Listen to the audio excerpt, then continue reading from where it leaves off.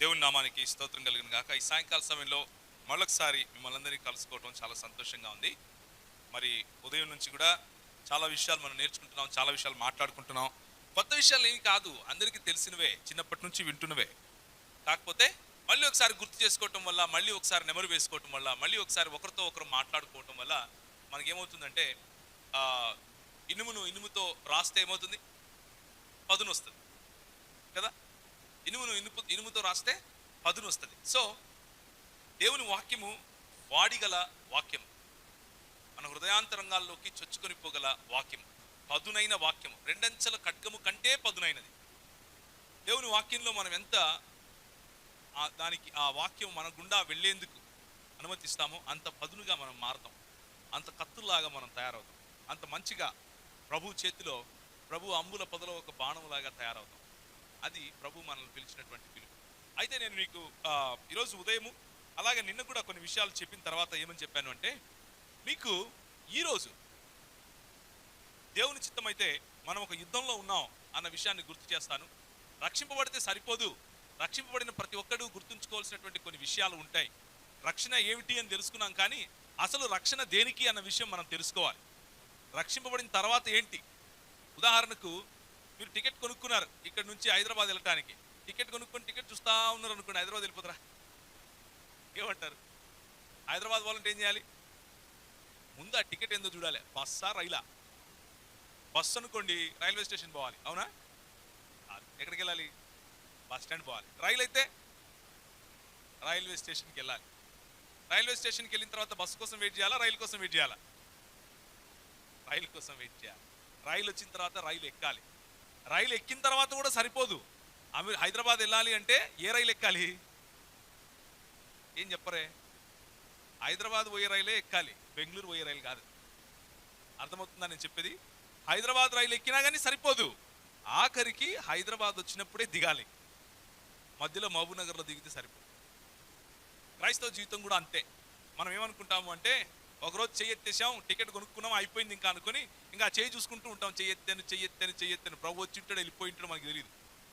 అలాంటి పరిస్థితి రాకుండా ఉండాలంటే మనం ఎందుకు పిలువబడ్డాం? మన డెస్టినీ ఏంటి?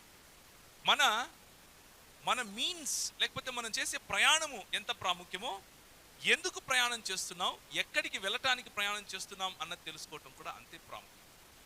మనం ఎక్కడికి వెళ్ళటానికి ప్రయాణం చేస్తున్నాం, మన గురి ఏంటి, ఎందుకు పిలువబడ్డాం? నిన్న ఏం చూసాము అంటే, చీకటి నుంచి ఎక్కడికి పిలువబడ్డాం చెప్పండి? ఎలాంటి వెలుగు అది? ఆశ్చర్యకరమైనటువంటి వెలుగులోకి పిలువబడ్డాం. పిలువబడిన తర్వాత ఎలాంటి వారముగా పిలువబడ్డాం? ఏమై జీవించడానికి పిలువబడ్డాం? రాజులైన యాజక సమూహంగా పిలువబడ్డాం, ఏర్పరచుకున్నటువంటి వంశముగా పిలువబడ్డాం. ఈరోజు ఉదయం ఏం చూసాం? ఏమో మాట్లాడినావు సార్, రెండు సార్లు మాట్లాడినావు, కానీ ఏం గుర్తులేదు. నిర్గుణుడు అన్నావు, దుర్గుణుడు అన్నావు, సుగుణుడు అన్నావు, అంతా పైన పోయిందంటారా? ఏం అర్థం కాలేదా ఈరోజు ఉదయం? రక్షణ ఓకే, ఏం తెలుసుకున్నాం? రక్షణలో రక్షణ పొందాము, పొందుతూ ఉన్నాము, పొందబోతున్నాం. ఏం పొందాం? నీతిమంతులుగా తీర్చబడ్డాం కాబట్టి రక్షణను సంపూర్ణంగా పొందాం. ఏం పొందుతూ ఉన్నాం? పరిశుద్ధులముగా తీర్చబడుతూ ఉన్నాం కాబట్టి పొందుతూ ఉన్నాం. ఏం పొందుతాం? మహిమలోకి ప్రవేశిస్తాం కాబట్టి ఆ రోజు సంపూర్ణమైన రక్షణ, మనలో రక్షణ కార్యం సంపూర్ణమవుతుంది, సమాప్తి అవుతుంది కాబట్టి పొందబోతున్నాం. వర్తమాన భూత భవిష్యత్ కాలములు, 3 కాలములను ఒకేసారి ప్రభు మనకు రక్షణ అన్న కార్యంలో మన చేతికిచ్చాడు. అయితే మనము మన సొంతంగా నడిస్తే సరిపోదు. తండ్రి చేయి పట్టుకుంటే, తండ్రి మన చేతిని పట్టుకుంటే, తండ్రి మీద ఆనుకొని, తండ్రి మీద వాలి నడిస్తే మనకు ఈ మార్గం సులువవుతుంది అన్న విషయం చూసాం. అవునా కాదా? మనం పిలువబడినటువంటి పిలుపు గురించి మాట్లాడుకున్నాం. మనం పిలువబడినటువంటి పిలుపు ఏంటంటే, మనం ఏదైతే కోల్పోయామో, సాతానుడు ఏ అధికారాన్ని అయితే మన నుంచి లాక్కున్నాడో, సాతాను కాళ్ళ దగ్గరికి వెళ్ళి మనం ఏ అధికారాన్ని అయితే ఇచ్చేసామో, ఆ అధికారాన్ని యేసుక్రీస్తు నామములో, యేసుక్రీస్తు యొక్క అధికారములో పిల్లలముగా మనం దేవునికి పిల్లలముగా పిలువబడిన తర్వాత దాన్ని వెనక్కి తీసుకుంటున్నాం. అధికారం తీసుకున్నాం. అధికారం తీసుకుంటే శత్రువు చూస్తుంటాడా? ఏం చేస్తాడు? అధికారం చూస్తున్నా, సరే బాగలే తీసుకొని పో అని ఇస్తాడా? ఏం చేస్తాడండి? ఏం చేయడా? ఇంట్లో అన్నం వండుకొని తింటాడా? బాగానే ఉంది, వచ్చినాడు, అధికారం ఇచ్చేసినాడు, కావాలన్నాడు, ఇచ్చేసానంటాడా? ప్రతిఘటిస్తాడు, దాడి చేస్తాడు, యుద్ధం చేస్తాడు. కాబట్టి మీరు ఒప్పుకున్నా ఒప్పుకోకపోయినా, మీరు అవునన్నా కాదన్నా, మీరు సరే అన్నా కాదు అన్నా, మీరు ఒక యుద్ధంలో ఉన్నారు. ద మొమెంట్, ఏ క్షణమైతే యేసు ప్రభువును నీ సొంత రక్షకునిగా నువ్వు అంగీకరించావో, ఏ క్షణమైతే నువ్వు నీతిమంతునిగా తీర్చబడ్డావో, ఆ రోజు సాతానుకు శత్రువయ్యావు. ఏ క్షణమైతే నువ్వు దేవుని కుమారునిగా దత్తపుత్రాత్మను పొంది దత్తపుత్రునిగా మార్చబడ్డావో, తీర్చబడ్డావో, ఆ రోజు నువ్వు ఎవరికి శత్రువయ్యావు? సాతానుకు శత్రువయ్యావు. దేవుని శత్రువు నీ శత్రువు, దేవుని మిత్రుడు నీ మిత్రుడు. దేవుడు ఎవరినైతే పడద్రోశాడో వాడు ఎప్పుడెప్పుడు నిన్ను మృంగివేయుదునా అని గర్జించు సింహం వలె చూస్తూ ఉన్నాడు.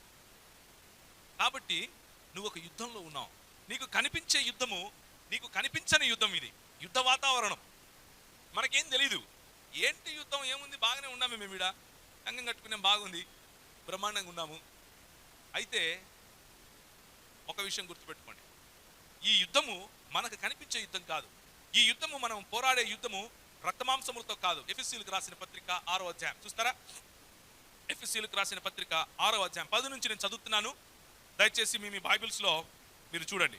తుదకు ప్రభువు యొక్క మహాశక్తిని బట్టి ఆయన యందు బలవంతులై ఉండుడి. మనం ఎందుకు పిలువబడ్డాం? బలవంతులై ఉండటానికి పిలువబడ్డాం. మీరు అపవాది తంత్రములను ఎదిరించుటకు శక్తిమంతులగునట్లు దేవుడిచ్చు సర్వాంగ కవచమును ధరించుకొనుడి. ఏలయనగా మనము పోరాడునది శరీరులతో కాదు గాని ప్రధానులతోను, అధికారులతోను, ప్రస్తుత అంధకార సంబంధులకు లోకనాథులతోను, ఆకాశ మండలమందున్న దురాత్మల సమూహములతోనూ పోరాడుచున్నాము. అందుచేత మీరు ఆపద్దినమందు వారిని ఎదిరించుటకు సమస్తమును నెరవేర్చిన వారై నిలవబడుటకు శక్తిమంతులగునట్లు దేవుడిచ్చు సర్వాంగ కవచమును ధరించుకొనుడి. ఈ సర్వాంగ కవచం ఏమిటి అన్నది దాని క్రింద రాశాడు. సత్యమను దట్టి, అది ఇది, అవన్నీ సమయం లేదు ఇప్పుడు అంత చూడం. కానీ ఒక విషయం మనకు స్పష్టంగా తెలుస్తూ ఉంది. ఏమిటి అంటే, ఒరే నాయనా, మనం ఒక యుద్ధంలో ఉన్నాం. యుద్ధంలో ఉన్నాం కాబట్టి పండుకొని నిద్రపోండి అంటున్నాడు దేవుడు? కాదు. ఏమంటున్నాడు? యుద్ధంలో ఉన్నాం కాబట్టి బలవంతుడైనటువంటి, లేకపోతే మహాశక్తిని బట్టి, దేవుని యొక్క మహాశక్తిని బట్టి ఆయన యందు మనం ఎలా ఉండాలి? బలవంతులమై ఉండాలి. రక్షింపబడటము అంటే ఏంటంటే బలం కోల్పోవటం కాదు, బలాన్ని సంతరించుకోవటం. రక్షింపబడటం అంటే బలం కలిగి ఉండటం. రక్షించటము అంటే శబాష్ అనిపించుకోవటం. రక్షించటము అంటే ఏంటో నేను చూపిస్తాను ఈరోజు. రక్షింపబడటం అంటే దేనికోసం రక్షింపబడుతున్నాం? రక్షింపబడటం అంటే మనం ఇంట్లో మనం వండుకొని మంచిగా తినేసి పడుకొని నిద్రపోయి పక్కన ఏమవుతుందో తెలియకుండా మనకేంట్లే అని ఉండటం కోసం కాదు. రక్షణ పొందిన ప్రతి వ్యక్తికి తన భుజాలపైన ఒక బాధ్యత ఉంది అన్న విషయాన్ని నేను ఈరోజు మీకు గుర్తు చేస్తాను. రక్షింపబడిన ప్రతి వ్యక్తి చేతిలో పరలోకపు తాళపు చెవులను ప్రభువు ఇచ్చాడు అన్న విషయాన్ని నేను గుర్తు చేస్తున్నాను. నువ్వు కాలు పెట్టిన చోటు నీది, నువ్వు పలికిన మాట నీది, నువ్వు క్లెయిమ్ చేసిన, నువ్వు ఘోషించినటువంటి ప్రతి స్థలం నీది. నువ్వు అడిగితే నీకు జలాలను ఇస్తానన్నాడు, నువ్వు క్లెయిమ్ చేస్తే నీకు నీ దేశాలను ఇస్తానన్నాడు. కానీ నీ ఊరు మాత్రం నీది కాదు. నీ ఇంట్లోనే నీకు మాట తెలట్లేదు. నువ్వేంటి దేశాలు పట్టుకోవటం ఏంటి అని ఆలోచిస్తున్నావా? పిలుపు అది. నీ పిలుపు ఒట్టి పిలుపు కాదమ్మా. నీ పిలుపు ఒట్టి పిలుపు కాదయ్యా. కూర్చున్నటువంటి యువకులైనా యువతులైనా నేను మీకు ఈ మాటలు గుర్తు చేస్తున్నాను, జాగ్రత్తగా వినండి. ఈరోజు సాయంకాలం గనక నేను చెప్పే మాటలు మీరు వింటే, ఈరోజు సాయంకాలం గనక రక్షణలో ఉన్నటువంటి మాధుర్యం మీకు అర్థమైతే, రక్షణలో ఉన్నటువంటి ఛాలెంజ్, రక్షణలో ఉన్నటువంటి సవాలు మీకు అర్థమైతే మీ జీవితం మారిపోతుంది. రెండోసారి ఏమన్నాడు అంటే, నీవు లోకానికి వెలుగై ఉన్నావు అన్నాడు. మత్తయి సువార్త 5వ అధ్యాయము 13-14 వచనాల్లో ఈ మాటలు ఉంటాయి. మీరు లోకమునకు ఉప్పై ఉన్నారు, మీరు లోకమునకు వెలుగై ఉన్నారు. ఈ 2 మాటలు ఉంటాయి. ఆ మాటలతో దేవుడు నా జీవితాన్ని మార్చాడు. ఆ మాటలో ఏముంది నా జీవితం మారడానికి అంటారా? ఆ ఒక్క మాట నా జీవితాన్ని తలక్రిందులు చేసింది. నేనేంటి లోకానికి వెలుగేంటి? నేను ఎలా లోకానికి వెలుగవుతాను? ఎప్పుడో బైబిల్లో ఉన్న బైబిల్ ఒకటి పెట్టి తీసి దాన్ని ఎతకటం మొదలు పెట్టాను. 5 రోజులైంది, నాకు కనపడటం లేదు. అది ఎవరన్నా అడిగితే ఎవరు నీకు ఇది కూడా తెలుదా అంటారేమని భయం, చిక్కులేదురా అంటారేమో అని భయం. నేనే ఎతుకుతున్నా మొత్తం. 5 రోజుల్లో నూతన నిబంధన గ్రంథం మొత్తం ఒక 4-5 సార్లు చదివాను. మొత్తానికి పట్టుకున్నా అది ఎక్కడుందో. కానీ ఈ 5 రోజుల్లో నా వ్యసనాలు ఎట్లా పోయాయో నాకు తెలియదు, నా గలీజ్ మాటలు ఎట్లా పోయినాయో నాకు తెలియదు, నా ఫ్రెండ్స్ ఎక్కడున్నారో నాకు తెలియదు, నా జీవితం మారిపోయిందన్న విషయం కూడా నాకు తెలియదు. నా జీవితాన్ని యేసు ప్రభు పట్టుకున్నాడు అన్న విషయం నాకు ఆ రోజు అర్థమైంది. నువ్వు లోకమునకు వెలుగై ఉన్నావు అని ప్రభు చెప్పినప్పుడు నా జీవితం మారిపోయింది. సో నేను ఎందుకు మీకు ఈ మాట గుర్తు చేస్తున్నాను అంటే, మనము ఎవరము అన్న విషయం తెలుసుకుందే ఈ యుద్ధంలో మనం ఏం చేయాలి అన్నది మనకు తెలియదు. మనం ఎవరము, మన పిలుపేంటి, మనం ఎలాంటి బలము కలిగినటువంటి, ఎలాంటి శక్తివంతుడైనటువంటి దేవుని క్రింద ఉన్నాము అన్న విషయం మనం తెలుసుకుందే మనము అసలు మన పని ఏంటి అన్న విషయం తెలుసుకోలేము. నాలాంటి దరిద్రుణ్ణి మార్చే దేవుడు నీలాంటి వాడిని మార్చడు అని నేను అనుకోను, తప్పకుండా మారుస్తాడు. నాలాంటి దరిద్రుణ్ణి మార్చేవాడు లోకానికి, నిజంగా దేశానికి నేను ఒక చెరగా ఉండాల్సింది, నిజానికి దేశానికి నేను ఎంతో మందిని తప్పుద్రోవ పట్టించాల్సింది. కానీ ఈరోజు నేను పెద్దగా దేశానికి మంచి చేయకపోయినా ద్రోహం మాత్రం చేయట్లేదు, నాశనం మాత్రం చేయట్లేదు. ప్రభు దయ వల్ల చక్కగానే ఉన్నాను, నా తోటి వాళ్ళను చక్కగానే నేను నడిపిస్తున్నాను. నన్ను మార్చిన దేవుడు నిన్ను కూడా తప్పకుండా మారుస్తాడు. అయితే ఈ శక్తి గల దేవుని కింద బలము కోసం మనం పిలువబడ్డాం, బలవంతులై ఉండటానికి పిలువబడ్డాం. మన పిలుపు బలవంతంగా లేకపోతే బలము కలిగి ఉండటానికి వచ్చిన పిలుపు, అంతేగాని ఓడిపోయిన వాళ్ళలాగా, రక్షింపబడిన వాళ్ళు ఓడిపోయిన వాళ్ళలాగా ఉండటానికి కాదు. మనము జయవంతుల కంటే లేదా జయించిన వారి కంటే అధికులము. We are more than conquerors in Christ. యేసుక్రీస్తులో మనము జయించిన వారి కంటే అధికులము. ఆ విషయాన్ని గుర్తుపెట్టుకోండి. అయితే యుద్ధము అనగానే మీకు ఏం గుర్తొస్తుంది? ఒక 2-3 మాటలు చెప్పండి. ఏం గుర్తొస్తాయి? యుద్ధం అంటే ఏం గుర్తొస్తుంది? చెప్పండి. ఏంటి ఏం గుర్తులేవా మీకు? యుద్ధం అనగానే ఏం గుర్తొస్తాయి? కత్తులు, ఎక్సలెంట్. ఇంకా సైన్యం ఎట్లుంటది?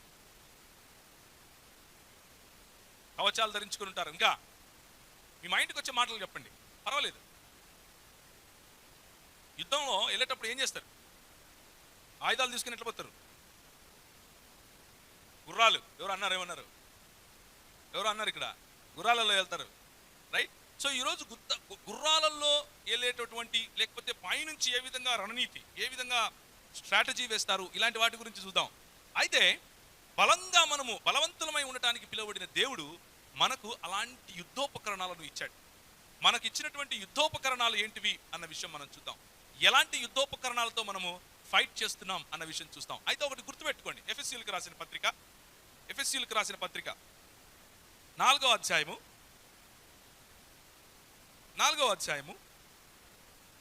14 నుంచి 16 వరకు నేనే చదువుతాను. అందువలన మనం ఇక మీదట పసిపిల్లలమై ఉండి మనుష్యుల మాయోపాయముల చేత వంచనతోనూ తప్పు మార్గమును లాగున కుయుక్తితోనూ గాలికి కొట్టుకొని పోవునట్లు కల్పింపబడిన ప్రతి ఉపదేశమును ఇటు అటు కొట్టుకొని పోవచ్చు అలల చేత ఎగురగొట్టబడిన వారమై ఉండకుండానట్లుగా ప్రేమ కలిగి సత్యము చెప్పుచు క్రీస్తు వలె ఉండుటకు మనం అన్ని విషయాలలో ఎదుగుదుము. ప్రేమ కలిగి ఉండాలి, సత్యమును చెప్పాలి.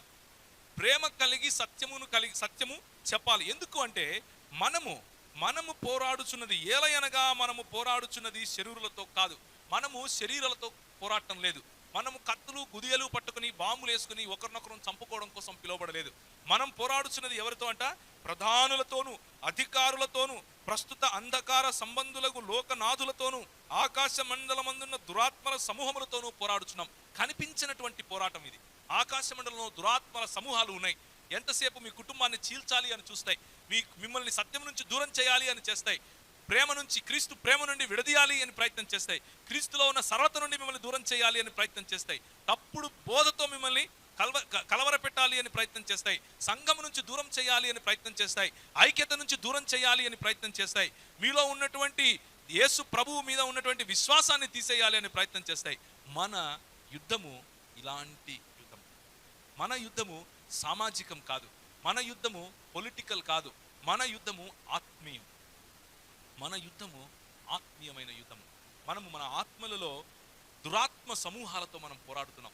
ఈ విషయం తెలుసుకోకుండా ఎంతసేపు మనం ఏం చేస్తామంటే మంత్రాలకు చింతకాయలు రాలుతాయి అన్నట్లుంటుంది. మనము యుద్ధంలో ఉన్నామన్న విషయం తెలుసుకోకుండా ఎంతసేపు దేవుని దగ్గరికి వెళ్ళి నాకు అది కావాలి, నాకు ఇది కావాలి, నాకు ఇది కావాలి, నాకు అది కావాలి అంటుంటాను. యాక్చువల్గా అది కూడా ఒక యుద్ధమే. ఎందుకంటే వాడు నువ్వు ఎదగకుండా ఉండటానికి ఏం చేస్తాడు అంటే ఆశీర్వాదాలు చూపెడతాడు. అది అడుగు అంటాడు. ఒక సంవత్సరం దాని మీద టైం వేస్ట్ చేస్తావు. నాకు అది కావాలి, అది వచ్చిన తర్వాత దాంట్లో ఏమీ ఉండదు. మరి ఇంతేనా? మళ్ళీ నెక్స్ట్ ఇంకొకటి చూపిస్తాడు, ఇది అడుగు, ఇంకో 2 సంవత్సరాలు నాకు ఇది కావాలి అని అడిగి అది టైం వేస్ట్ అవుతుంది. అది చేతికి వచ్చిన తర్వాత ఏమీ ఉండదు. అసలు విషయం నుంచి భ్రష్టు పట్టించడానికి, అసలు విషయం నుంచి మార్గభ్రష్టత్వం పట్టించడానికి సాతానుగాడు పనిచేస్తాడు. అంధకార సంబంధమైనటువంటి దురాత్మ సమూహాలు మనకు విరోధంగా పోరాటం చేస్తూ ఉన్నాయి. కాబట్టి ఒకసారి ఇంకొక మాట చూడండి. 2వ కొరింథీయులకు రాసిన పత్రిక 2వ పత్రిక 10వ అధ్యాయము. మేము శరీరధారులమై నడుచుకొనుచున్నను, 3వ వచనం నుంచి వచ్చున్నాను. శరీర ప్రకారము యుద్ధము చేయము. శరీరంతో కాదు మేము యుద్ధం చేసేది, మా యుద్ధోపకరణములు శరీర సంబంధమైనవి కావు గాని దేవుని ఎదుట దుర్గములను పడద్రోయ జాలనంత బలము కలిగి ఉన్నవి. మేము వితర్కములను, దేవుని గూర్చిన జ్ఞానమును అడ్డగించు ప్రతి ఆటంకమును పడద్రోసి ప్రతి ఆలోచనను క్రీస్తునకు లోబడునట్లు చెరపట్టి మీరు సంపూర్ణ విధేయత కనపరచబడినట్లు సమస్తమైన అవిధేయతలకు ప్రతిదండన చేయ సిద్ధపడి ఉన్నాము. పడద్రోయుటకు కాక మిమ్మును కట్టుటకే ప్రభువు మాకు అనుగ్రహించిన అధికారమును గురించి నేను ఒకవేళ కొంచెం అధికముగా అతిశయపడిన యుద్ధమే అంటున్నాడు. మన యుద్ధము శరీరముతో కాదు, క్రీస్తు జ్ఞానమునకు విరోధముగా వచ్చే ఆలోచనలతో మన యుద్ధం. క్రీస్తు జ్ఞానమునకు విరోధముగా వచ్చే ఆలోచనలతో మన యుద్ధం, కుయుక్తులతో మన యుద్ధం. మీరు సువార్త ప్రకటించేటప్పుడు, మీరు సువార్తకు వెళుతున్నారు, సువార్త చెప్తున్నారు అంటే మాటలు మాట్లాడటానికి వెళ్ళలేదు. కుయుక్తి కలిగినటువంటి కేవలం కొన్ని మాటలు చెప్పేసి అవతలను గెలుస్తాము అనటానికి వెళ్ళటం లేదు, మీరు యుద్ధానికి వెళ్తున్నారు. సువార్త ప్రకటిస్తే, సువార్త ప్రకటించడం అంటే అర్థం ఏమిటంటే ఏముంది ఇక్కడ? అపవాది దుర్గములను పడద్రోయటం. దుర్గములు, దేవుని ఎదుట దుర్గములను పడద్రోయటం. అపవాది కోట ఒకటి ఉంటుంది, ఆ కోటలోకి దూసుకొని వెళ్ళిపోయి వాడి కోటను అట్లా పడద్రోసి బయటికి రావటం, అది సువార్త చెప్పడం అంటే. సువార్త చెప్పేటప్పుడు మీకు కష్టం ఉంటుంది, అవతల వాడికి కష్టం ఉంటుంది. ఎందుకంటే అది ఒక ఆత్మీయ యుద్ధం. యేసు క్రీస్తు వైపుకు ఆత్మను ఆకర్షించడం ఆత్మీయ యుద్ధం. మనం పిలువబడింది ఈ ఆత్మీయ యుద్ధంలో. రక్షింపబడింది ఇంట్లో కూర్చొని చక్కభజన చేసుకోవటానికి కాదు.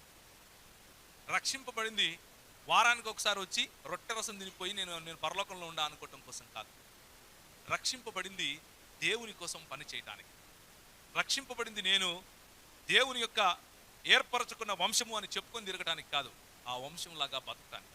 రాజులైనటువంటి యాజక సమూహము అని పిలిస్తే రాజుల్లాగా పని చేయటానికి, రాజుల్లాగా బతకటానికి.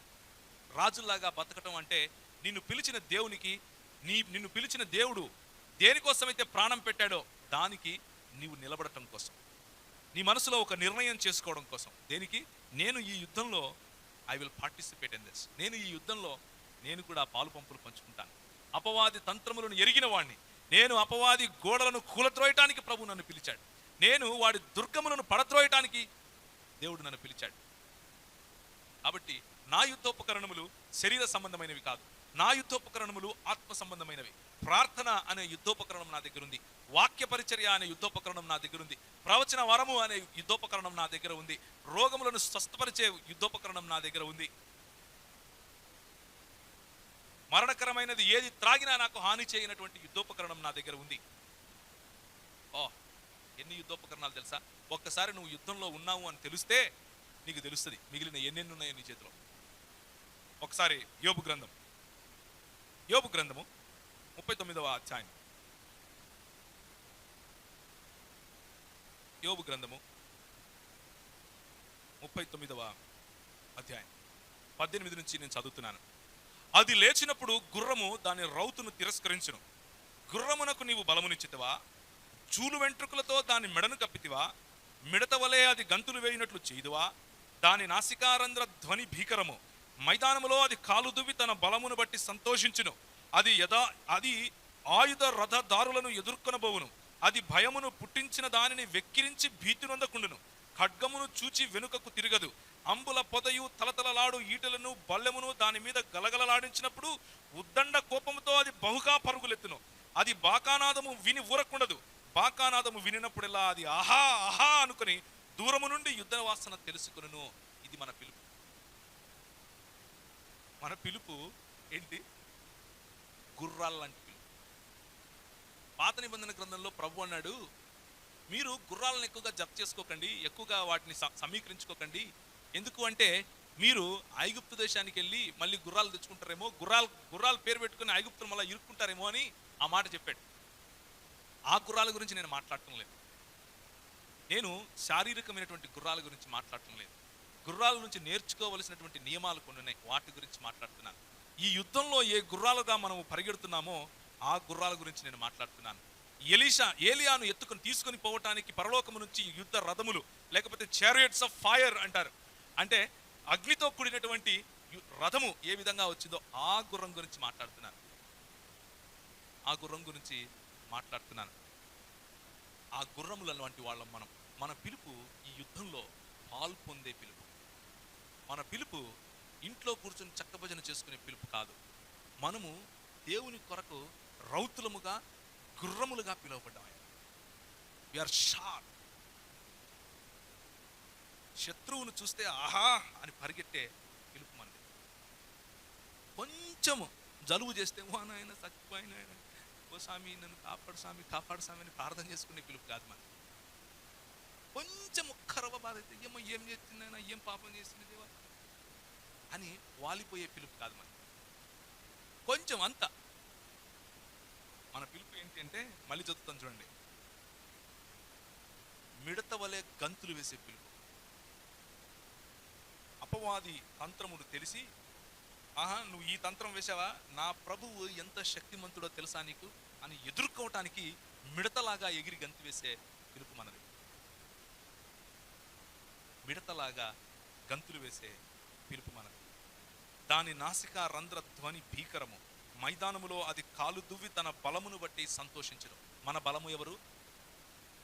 మన బలం ఎవరు? మనం ఎలాంటి యుద్ధోపకరణములతో పోరాడుతున్నాం? శరీరమైన సంబంధమైనవా? కాదు. అపవాది తంత్రములను పడద్రోసే, లేకపోతే అపవాది దుర్గాలను పడద్రోసే బలం కలిగినటువంటి మహాశక్తివంతుడైనటువంటి దేవుడు మన బలం. ఆ దేవుడు మన బలం. పాపము అనే ఆ కోటను చీల్చటానికి మనం పిలువబడ్డాం. సమాజంలో జరుగుతున్నటువంటి ఈ అన్యాయాన్ని మాపటానికి మనం పిలువబడ్డాం. అది అర్థం చేసుకోకుండా విశ్వాసికి ఉన్నటువంటి రోల్ ఈ సమాజంలో, ఈ సంఘంలో, ఈ లోకంలో వెలుగుగా జీవించకుండా విశ్వాసికి ఉన్నటువంటి పాత్రను మర్చిపోయి మనం ఏం చేస్తాము అంటే, కేవలము సుత్తి మాటలు 2 మాటలు మాట్లాడుకుని, సుత్తి పనులు 2 పనులు చేసేసుకుని, ఇక మేము కూడా పరలోకం వెళ్ళిపోతాం అని సంకలు గుర్తుకుంటూ ఉంటాం. ఒకవేళ అది అలాంటి విశ్వాసి గురించి మీరు మాట్లాడుతూ ఉంటే, బైబిల్ అలాంటి విశ్వాసి గురించి చెప్పదు. బైబిల్ అలాంటి విశ్వాసుల గురించి మాట్లాడదు. స్టెఫెను రాళ్ళు చేతి పుచ్చుకొని ఆయన కొట్టి చంపేస్తా ఉంటే మిడత వలె జంప్ చేశాడు, మిడత వలె దూకాడు. ప్రభువా వీరిని క్షమించు, మీరేం చేస్తున్నారో వీళ్ళకి తెలియదు. అది మన పిలుపు. మన పిలుపు స్టెఫెను వంటి పిలుపు. అది ఆయుధదారులను ఎదుర్కొనబోవును, అది భయము పుట్టించు వానిని వెక్కిరించి భీతి నొందకుండును. అంటే అవతలవాడు అపవాది మనల్ని భయపెట్టడానికి మన బలహీనతను చూపించినప్పుడు, నీ పాపం ఇలా ఉందే, నీ గతం ఇలా ఉందే, నువ్వు కూడా మాట్లాడుతున్నవే, గంజా తాగిన నువ్వు కూడా మాట్లాడుతున్నవే అని అన్నప్పుడు నవ్వాలి, వాడిని చూసి ఒక స్మైల్ కొట్టాలి. ఏయ్ మాకు తెలుసులేరా, నా ప్రభువు నా వెనుకున్నాడు, నేను నా ప్రభువును బట్టి జయించిన వానికంటే అధికుడను అని చెప్పగలగాలి. యుద్ధ వాతావరణము అన్నది తెలిసినప్పుడు ఆ యుద్ధ వాతావరణంలో ఎగిరి గంతేసి ఆ అపవాది దగ్గరికి పరిగెట్టగలగాలి.